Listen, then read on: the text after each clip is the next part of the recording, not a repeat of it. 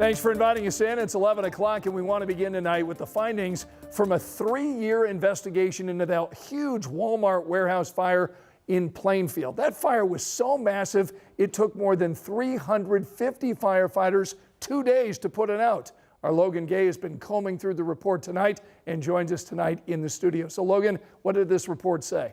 Well, Scott, the Plainfield Fire Chief says the purpose of the 74-page report is all about collaborating with different agencies to make the firefighting profession safer. 3 years after the devastating fire at the Plainfield Walmart warehouse, Fire Chief Brent Anderson says it's something they still think about often. That was an unprecedented fire, right? A fire in a 1.2 million square foot building is not common. He says although they were well prepared and equipped, the fact that at the time 55 people were reported missing made this fire even more challenging. This is not uncommon for us to be in a warehouse, but a lot of complexity in the way those buildings are designed, the fire suppression systems, the strategy and tactics we use, and all those other challenges that come with dealing with a fire in a 1.2 million square foot building with reported people missing.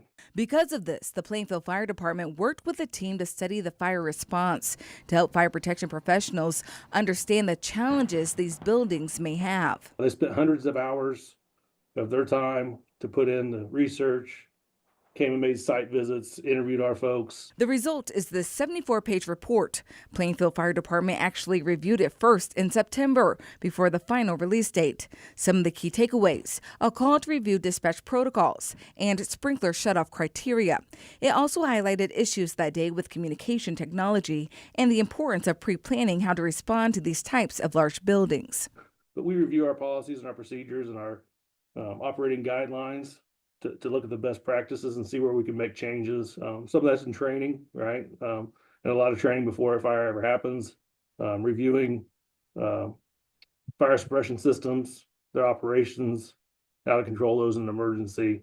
Because that had some communication challenges. We've already added some equipment and stuff to combat those. Anderson hopes their experiences laid out in the study will help other firefighters nationwide and give his team some closure. That's the whole point of this report, is to get everyone at least talking about how can we make this better when there is an emergency in one of these types of facilities, because we only learn by doing. Chief Anderson hopes this report makes its way through fire services everywhere and to the designers who make the fire protection systems for warehouses.